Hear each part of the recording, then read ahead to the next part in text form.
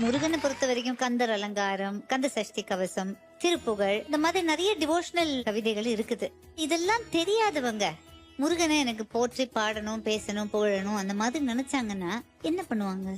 விழிக்கு துணை திருமென் மலர்பாதங்கள், மெய்மை குன்றா மொழிக்கு துணை முருகா என்னும் நாமங்கள்.